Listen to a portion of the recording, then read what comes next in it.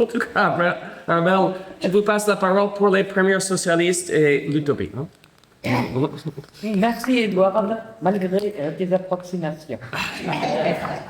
Personne n'est parfait.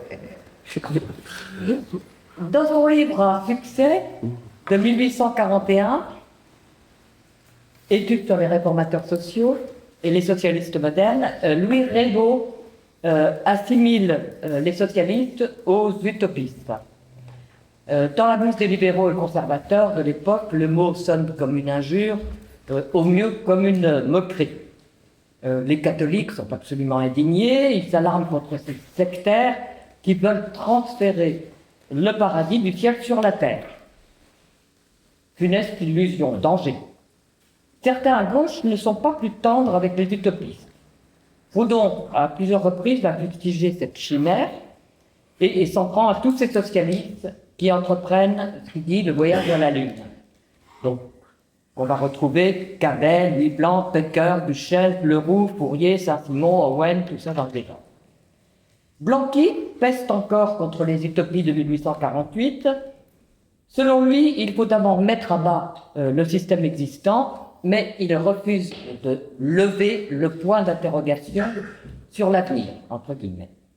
Alors le coup de grâce est donné par Engels, qui oppose le socialisme scientifique au socialisme utopique. Avec Marx, Engels reconnaît toutefois la pertinence de la critique du capitalisme que ces utopistes seront faire et que Marx, Engels et les marxistes reprendront d'ailleurs. L'utopie naît en effet du rejet radical du système en vigueur, sinon pourquoi en imaginer un autre, système où quelques privilégiés oisifs, les prolongs selon Saint-Simon, s'approprient le fruit du travail des prolétaires qui, eux, survivent de leur maigre salaire et sont réduits à la misère. Selon nombre de commentateurs, il est rare de trouver un auteur qui définisse son œuvre comme utopie et qui se définisse lui-même comme utopiste. Le plus souvent, ce sont les autres qui, l'appelant utopiste, le dépeignent comme un rêveur, un espèce de farfelu.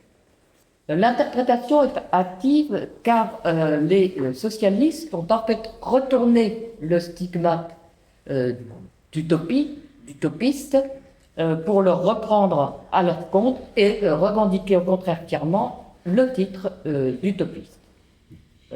Quelques exemples. Pecker se fait membre de cette noble phalange d'utopistes.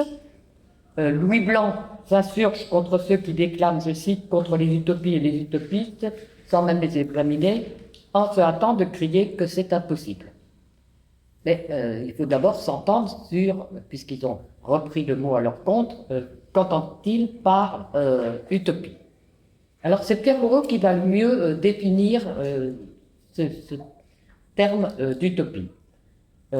Il répond à Proudhon qui justement traite les utopistes les utopies de chimère. Il répond dans le journal La République en novembre 1849 à Proudhon. Quel étymologiste êtes-vous donc pour expliquer les deux mots grecs eux et topos, c'est-à-dire séjour du bonheur, par non-lieu, le mot utopie, employé par Morus, n'est évidemment que la contraction dans deux topies. Jamais il n'est venu à la pensée d'un rêveur de l'idéal qu'il n'y avait pas lieu de réaliser l'idéal. À l'inverse de la dystopie, ou anti-contre-utopie, qui brosse un sombre avenir social dans la science-fiction, dans des livres comme Le meilleur des mondes d'Huxley ou 1984 de George Orwell. L'utopie socialiste est donc bénéfique, c'est donc un lieu de félicité, mais qu'il s'agit évidemment de construire. À la théorie de chacun de ces utopistes, qui développe dans sa propre doctrine, ce que nous verrons dans un premier point, s'adjoindra la mise en pratique de petites communautés selon leurs principes respectifs de chaque auteur et qui se situeront principalement en Amérique, des utopies réelles, des utopies vécues, ce qui sera notre second point. Alors sur les projets de société, on vient de le dire, chaque socialiste a sa propre conception de l'idéal futur, ce qui engendre des polémiques entre les uns et les autres. Les utopies, certes, sont diverses, mais elles ont en commun les caractéristiques de l'utopie en général, telles que tous l'entendent, c'est-à-dire loin de pure fantaisie qui serait issue de leur imagination qu'ils ont pourtant fertile, pas des fantaisies, mais pas non plus une foi aveugle en une révélation. Ils prétendent donc s'appuyer, ça c'est vraiment leur socle commun, ils prétendent donc s'appuyer sur la raison, d'une part, et d'autre part, contrairement à ce dont on les accuse, ils envisagent le chemin, les moyens pour parvenir graduellement à la réalisation de leur maquette. Un idéal rationnel donc. Les socialistes se placent de régler scientifiquement l'organisation de la société à venir avec mathématiques, géométrie, chiffrage à tout va qui vont venir étayer leur démonstration. Leur objectif, c'est la combinaison, la juste combinaison de l'égalité et de la liberté dont la fraternité sera le fruit. Certains mettent davantage l'accent sur l'égalité. Elle est rigoureuse chez Cabet, dans son voyage en Icarie de 1840. Alors voilà pour les chiffres. L'Icarie est divisée en 100 provinces semblables, comprenant chacune 10 communes de 8 villages. Le tracé de chaque ville dans la capitale Icara est géométrique, avec 5 rues dans un sens, 50 rues perpendiculaires, pour permettre la circulation dans les 60 quartiers. Toutes les maisons sont semblables, y compris à l'intérieur, garnies de meubles identiques, avec un seul modèle de vêtements,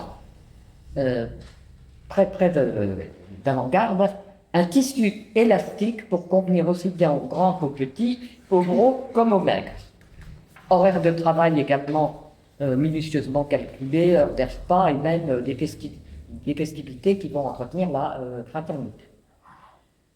Alors, exactement à l'opposé, Fourier va lui donner la primeur à la liberté, au libre essor des passions, ces passions qui sont malfaisantes dans la période présente qu'il nomme civilisation et qui s'épanouiront sans contrainte en tout domaine, y compris sexuel, dans les cas futurs qu'il envisage, qui s'appelle l'harmonie. Alors avec lui aussi un luxe de chiffres, il distingue alors 12 passions fondamentales, 5 sordides, 3 distributives, 4 affectives, qui se combinent en 810 caractères, des 1620 sociétaires de la phalange habitant à Cabrestère, et je vous passe tous les autres chiffres. Alors, à défaut d'une stricte égalité, la plupart des utopistes prévoient une proportionnalité qui va jouer dans la répartition des produits selon certains critères, à chacun selon sa capacité et ses œuvres pour Saint-Simon, selon le capital, le travail et le talent chez Fourier, ou selon les œuvres chez Bucher. L'argent est banni de cette société future, il va être remplacé chez Owen ou Becker par des bons de travail. Ils sont calculés selon le nombre d'heures travaillées et qui permettent de se fournir au magasin d'approvisionnement. Donc on le voit en arrivant au travail qu'à la base de toute réflexion, la première question, c'est celle des moyens de subsistance qui se posent. Pour tous les socialistes dans cette société future, quelles que soient les proportions dans la répartition, il y aura de toute façon une base où nul ne devrait rester dans le besoin, devrait toujours avoir le minimum vital. Ce qui est prévu, c'est une société que j'appellerais une société de suffisance, assez pour vivre, ou chez Fourier, carrément une société d'abondance.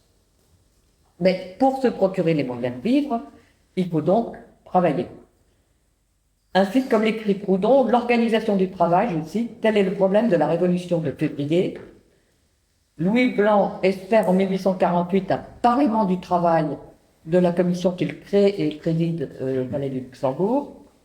Et donc la question du travail fait que la société est finalement pensée d'abord à partir des travailleurs, étant entendu que tous travailleront dans cette société. Et donc à la base, tous vont poser l'association. Alors, l'association, sous différents noms et sous différentes formes selon les auteurs, collectivisme chez Pecker, ateliers sociaux chez Nuit Blanc, Phalange et Phalanstène chez Fourier, association ouvrière chez Bichez, etc. Et ils entrent parfois très avant dans le détail, comme Leroux, par exemple, dans la description de l'atelier typographique. Chez tous, ces groupements primaires doivent s'associer selon le même principe de la première, de l'association de base, et selon le mécanisme prévu par chaque auteur, encore une fois, et de délégation en délégation d'associations parvenir jusqu'à l'État. Ce qui nous amène au moyen de parvenir à cette société future, le réformisme. Comme le dit Leroux à l'Assemblée nationale, le socialisme ne se cuit pas comme une côtelette à la minute. Il n'est donc pas question pour les utopistes, comme on les en a accusés, de plaquer brutalement le système qu'ils envisagent. Ils sont contre la violence et croyant au progrès, cet étendard du XIXe siècle, ils veulent parvenir en douceur à leur modèle, graduellement, c'est le mot le plus souvent employé. Et pour ce faire, il leur faut partir de l'existant, l'améliorer petit à petit, d'une part, en faisant appel à l'État pour changer les institutions, mais d'un autre côté, en préparant les esprits par l'éducation et la propagande.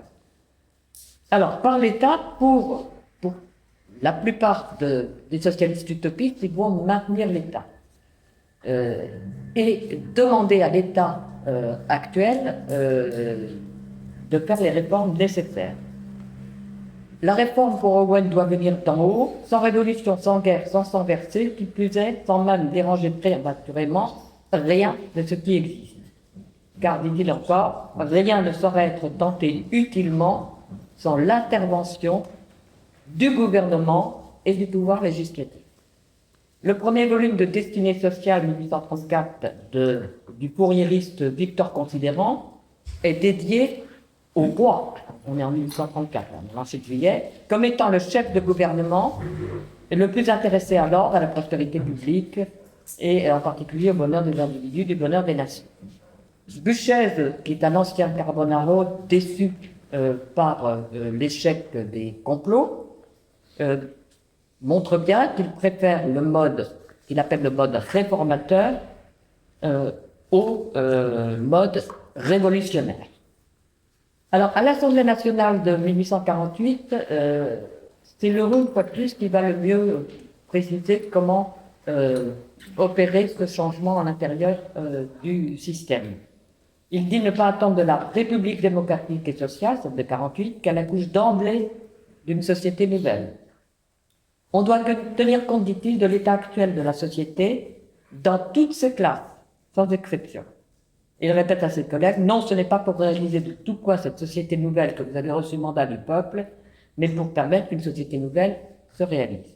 Donc on voit bien qu'il s'agit seulement d'une étape nécessaire. Défendre et protéger la vieille société en faisant des lois qui semblent laisser la liberté aussi nécessaire à elle qu'à la société nouvelle qui aspire à sortir de son sein, l'empêche pourtant d'arriver à ses excès de mal et de souffrance. Alors, le décret du 2 mars 48, impulsé par Nuit Blanc, avait réduit les heures de travail à 10 heures et il est question à l'Assemblée nationale de l'abolir pour rendre la liberté de transaction totale et le nombre d'heures de travail qui était parfois de 14 heures. Et effectivement, Leroux s'insurge contre ça en disant mais le décret du 2 mars c'est pas parfait, mais c'est déjà une amélioration. Et en fait, il sera finalement aboli par l'Assemblée nationale. Louis Blanc, lui, affirme sa croyance dans la prochaine définitive transformation du pouvoir, les temps étant progressivement réformés. Et une vive polémique va avoir lieu entre lui, Leroux et Proudhon par le biais de trois journaux. Et l'anarchiste Proudhon raille Louis Blanc qu'il traite de grignoteur de croûte politique. Et Leroux également. Alors lui, il y a toutes sortes d'adjectifs. Et il les critique pour leur recours à l'État que, évidemment, pour donc au contraire supprimer. Donc il raille cette illusion de l'optique intellectuelle, je cite, chez ses deux collègues. Et voici ce qu'il dit. Les organisateurs de l'État, donc Blanc, Leroux et les autres, supposent, car en tout ceci, il ne faut qu'aller de supposition en supposition, que l'État peut changer de nature, se retourner, pour ainsi dire, de lui-même, de Satan devenir archange, et après avoir vécu pendant des siècles de sang et de carnage, comme une bête féroce, paître le chitive avec les chevrettes et donner la mamelle aux agneaux. Alors la question est d'autant plus épineuse que, effectivement, on voit mal dans cette doctrine le moment de ce que Louis Blanc appelle le passage triomphal du monde ancien au monde nouveau. Et on le voit d'autant plus mal que les utopistes, la plupart d'entre eux du moins, conservent en fait un pouvoir central. Leroux va affirmer que les citoyens ne peuvent pas vivre sans gouvernement comme des poissons dans l'eau, et il détaille l'organisation de son État qu'il appelle tutélaire, cet État transformé, dans le projet de constitution qu'il dépose à l'Assemblée nationale, mais en 1848, mais qui ne sera même pas discuté. Pour Louis Blanc, qui va assimiler collectivité, État et société, ce que ne veut pas faire Leroux, pour Louis Blanc, la collectivité se traduit par son organisation, de sorte que l'être collectif réalisé, c'est l'État, qui lui aussi doit devenir tutélaire, serviteur. Alors, ces utopistes prévoient pour cet État, non seulement il prévoit un État, mais il prévoit des prérogatives finalement très étendues, toujours dans le projet. Duchesne parle d'un pouvoir fort pour atteindre le bien commun et éventuellement la construction de départ des coopératives fondées sur le dévouement. Pour Pécker, un État collectiviste doit être puissant, propriétaire des instruments de production, il règle tout, le travail, la répartition des biens, etc. Chez Louis Blanc, il devrait être à l'origine des ateliers sociaux et continuer ensuite à les contrôler. Et alors on voit que même ceux des utopistes qui n'emploient pas le terme État prévoient une organisation qui est en fait politique, qu'avait dévolue à son assemblée, entre parenthèses, assemblée composée exclusivement d'hommes, la gouvernance d'Icari et même Fourier finit par prévoir un omnia qui résiderait à Constantinople pour régenter toute la planète. Mais pour assurer la transition vers le monde futur, il ne faut pas simplement s'arrêter à la transformation des institutions sociales et politiques. Il faut changer les esprits, les amener à cette nouvelle société. Donc tous, et plus particulièrement Owen, vont accorder à l'éducation une place essentielle dans leur doctrine. C'est encore l'un de leurs nombreux points communs. Mais il s'adresse surtout aux adultes, et il croit en la puissance du verbe, il croit en prosélytisme. À la faveur d'une certaine liberté de la presse, qui est obtenue par la Révolution de 1830, ils fondent leurs propres journaux pour la divulgation de leurs idées. Alors le phalanstère, la phalange pour une démocratie pacifique, les fourriéristes, le populaire de Cabet, New Moral World d'Owen, Revue nationale de Duchesne, Revue indépendante, Revue sociale, etc. de Leroux. Alors, ce qui est important, dans leur propagande, ils s'adressent à tous, c'est-à-dire aux plus démunis, mais aussi aux plus favorisés, qui évidemment, puisque le projet est rationnel, vont comprendre leur intérêt de cette nouvelle organisation sociale. Alors évidemment, Marx leur tombe dessus aussitôt. il ne comprend pas qu'on puisse s'adresser aussi aux privilégiés. Alors, je cite Marx dans le Manifeste communiste, il voudrait, les utopistes, améliorer l'existence de tous les membres de la société, même des plus privilégiés. Ils font sans cesse appel à l'ensemble de la société sans distinction, alors que c'est au seul prolétariat qu'il faudrait s'adresser et substituer lutte de classe et révolution à collaboration de classe et réformisme des utopistes. Aussi, conclut Marx, ces propositions n'ont qu'un sens purement utopique. En fait, par leurs paroles, lors de réunions publiques, de banquets publics des utopistes et principalement ouvriers. Donc la critique de Marx tombe un petit peu à plat. Et contrairement, là encore, à une autre critique, ce ne sont pas des théoriciens en chambre qui sont coupés des réalités. Ce sont des hommes de terrain, ce sont des hommes d'action, bon, ils le prouvent par le déroulé de leur vie, et hommes de terrain qui parcourent le pays pour délivrer la bonne parole. Et ils ne comptent pas tant, en définitive, sur l'évolution bénéfique des institutions, comme on a vu à l'instant, que sur la propagande. Parce que la propagande doit impulser une régénération spirituelle et morale, qui permettra de parvenir à ce type de nouvelle société que les uns et les autres préconisent. Donc à la raison, il doit faire comprendre à tous les intérêts de cette nouvelle organisation, s'ajoute le sentiment qui fera retrouver aux individus le sens de la solidarité, d'une fraternité universelle. Aussi prévoit-il pour l'entretenir une religion, le mot religion signifiant par définition la religion en relie.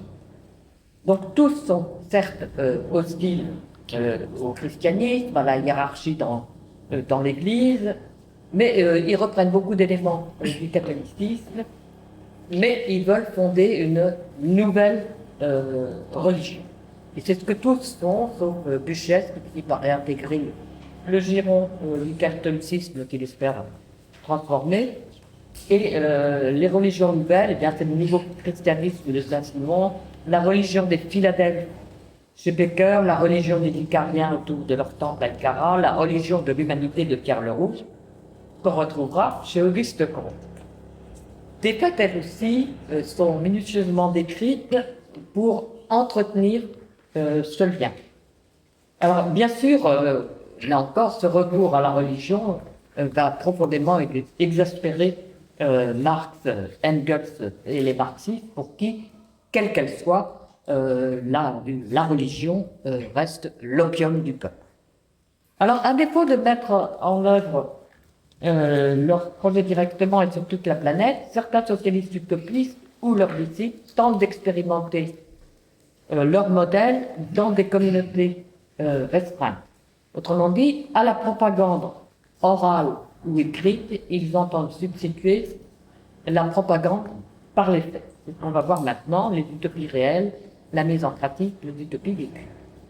Alors, dans la doctrine, on a dit, les utopistes prévoient de petites cellules à la base, restreintes, qui, en s'associant, s'épanouiront sur le monde entier. Donc, pourquoi ne pas commencer concrètement, se disent certains, par une première communauté, sans passer par le politique, sans attendre de lui des réformes forcément lentes. Donc, l'utopie ne sera pas nulle part, elle aura son emplacement, un topos. Les tentatives d'appliquer à petite échelle les doctrines respectives des penseurs se sont d'abord faites sur le sol national, du Pugno, l'anarque du bon patron Owen en Écosse,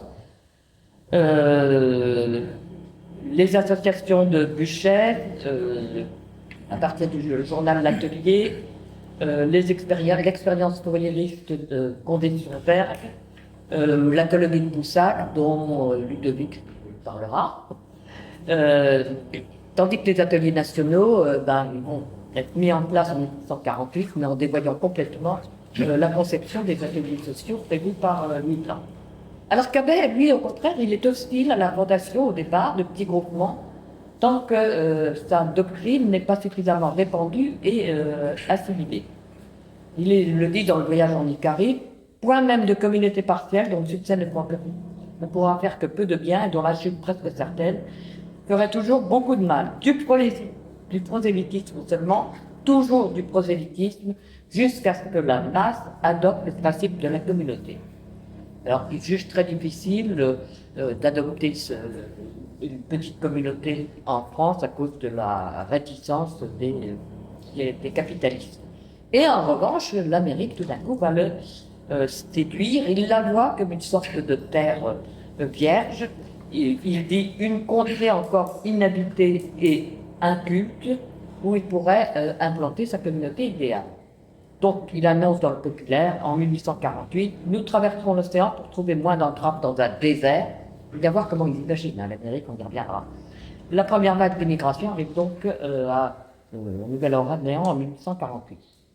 Et les autres utopistes ont cette même vision magnifiée de l'Amérique et tentent outre-Atlantique de mettre en œuvre leur maquette idéale.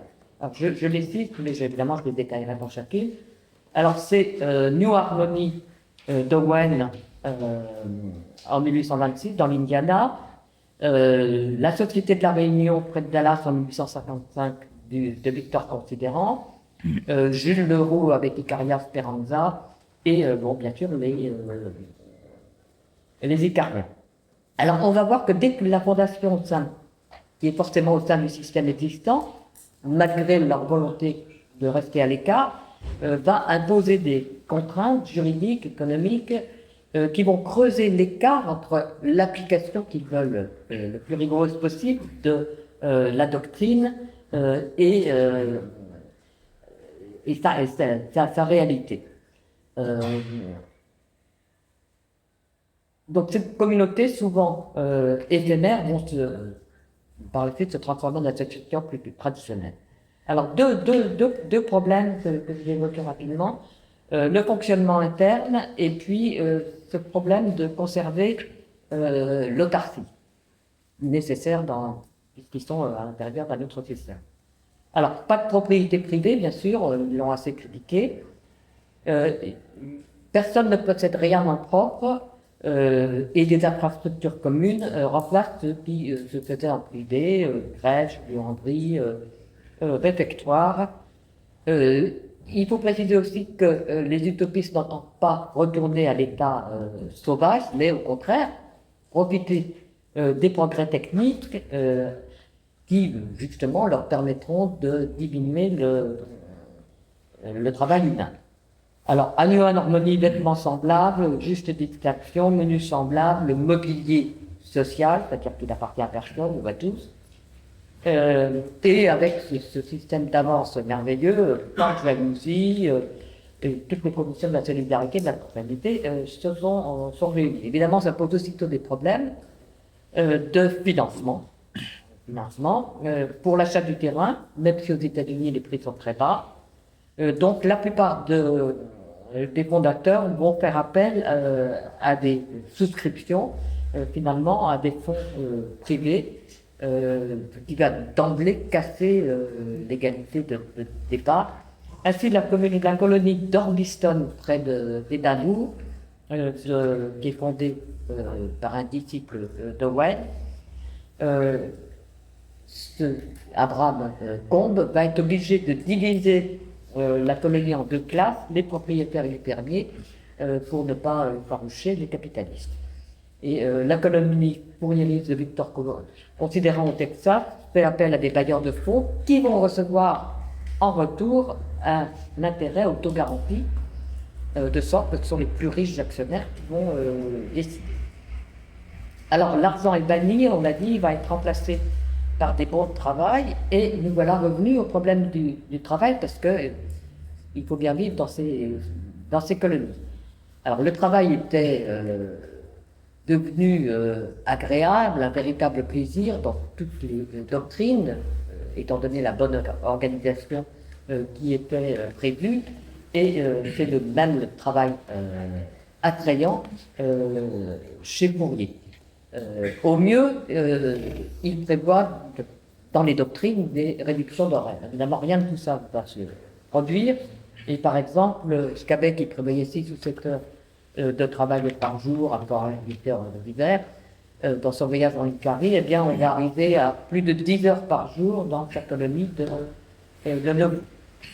Et puis, l'organisation nécessite une discipline rigoureuse qui va être mal perçue par les membres des communautés, et il a fallu aussi inventer une charte, une convention, des constitutions, ce qui est donc un exécutif, un législatif, mais finalement on arrive en montant en plus haut à ce qui va être pour Cabet un dictateur. Dictateur parce qu'on s'aperçoit que les conditions ne sont pas du tout réunies et qu'il faut les conditions donc, ne sont pas réunies.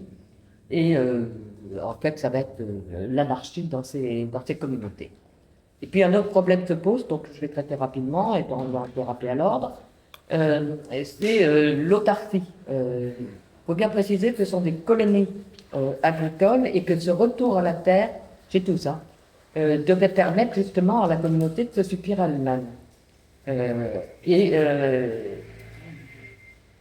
À côté des travaux agricoles, eh bien, on va créer des ateliers, voire des manufactures et toutes sortes d'autres choses qui vont permettre à la communauté d'être autonome.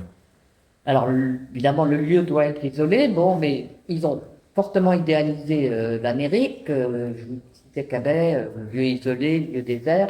En fait, quand même, en Amérique, même s'il n'y en a pas beaucoup, il y a des Américains. Et il faut se couler et accepter leurs formalités administratives, politiques, malgré tout, même si elles sont peu nombreuses. Mais il y a aussi des Indiens. Ça, sans complexe, hein, la communauté de Cabet va s'installer sur des territoires dont ont été chassés les Indiens 10 ans plus tôt. En plus, on ne peut pas vivre en totale autonomie, il faut des échanges qui se font avec les autochtones pour l'achat des matériaux, etc. Et puis également pour la construction des bâtiments où on a parfois avantage à faire appel à la main-d'œuvre extérieure plutôt que de construire, de réaliser soi-même. Et puis, alors, du coup, les Icariens, puisque c'est d'eux qu'il s'agit, ils se mêlent à la population, ils voient les Américains, ils se disent les tiens, on vit beaucoup. Donc, l'abondance qui devait permettre de vivre en vase clos n'a pas été au rendez-vous, parce que, là aussi, ils ont imaginé une Amérique, mais alors luxuriante, on n'aurait qu'à se lever le bras pour cueillir les fruits dans les arbres, enfin. Évidemment, c'était tout à fait différent. Ils ne connaissaient pas le climat, les tempêtes, les cyclones, et les moustiques surtout, les moustiques. Bref, donc ça a été plutôt l'austérité, ça a été mal vécu, et on s'aperçoit dès lors que le projet premier contenait un paradoxe. D'une part, avec le parti, il ne souhaitait pas se commettre avec le système dans lequel ils étaient obligés de s'inclure, mais d'autre part, ils comptaient sur la séduction de leur système pour essaimer tout autour et le plus loin possible. Donc en fait, c'est la deuxième, c'est le loin de contaminer le système existant, ces communautés ont été en quelque sorte happées par ce système. Et quand elles ne disparaissent pas purement et simplement, eh bien, elles évoluent au mieux vers des coopératives, le plus souvent vers l'école où se coule dans le système libéral. Alors, je vous donne 2 exemples, celui d'Armand Dehaye, qui est le gendre de Jules Leroux, qui part d'Icaria Speranza en 1899 avec sa famille pour San Francisco. Il va devenir propriétaire de l'Hôtel de France et diriger successivement plusieurs sociétés vinicoles jusqu'à sa mort en 1923. Je vous donne un autre exemple, si vous avez envie, de faire une excursion à côté de Paris, près de Rambouillet. La communauté de Condé-sur-Vert, la communauté fourriériste, après beaucoup de vicissitudes, a subsisté, mais alors sous une forme totalement différente. Et aujourd'hui, c'est une sorte de société où chacun peut adhérer, moyennant des finances assez importantes, et qui permet de se loger pour des week-ends ou des vacances, et c'est absolument idéal pour des bobos. Et le seul souvenir de son café Utopie, ce sont les repas pris en commun. Donc je conclue sans développer. Il ne faut pas penser que les utopies ont été un échec total, mais voir que l'esprit d'utopie, vraiment revivifié dans les années 72, survit et que beaucoup de leurs propositions, comme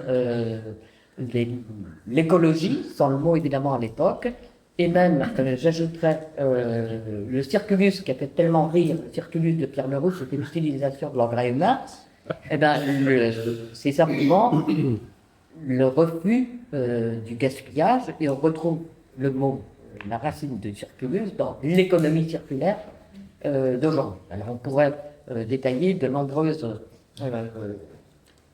évolution, en particulier dans les services publics, donc le réformisme a aussi joué, les crèches, les écoles, etc. Donc, pour terminer, comme le disait Louis Blanc, l'utopie c'est une idée militante et c'est bien souvent la vérité de demain.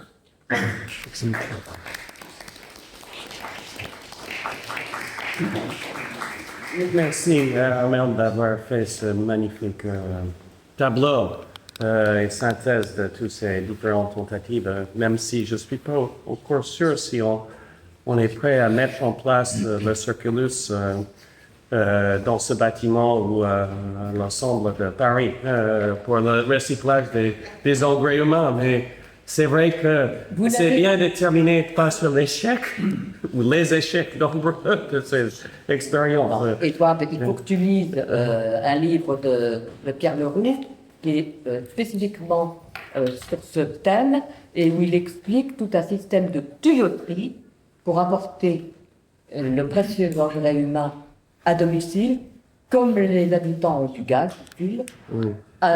Ce système de tuyauterie très détaillé en séparant le liquide du solide.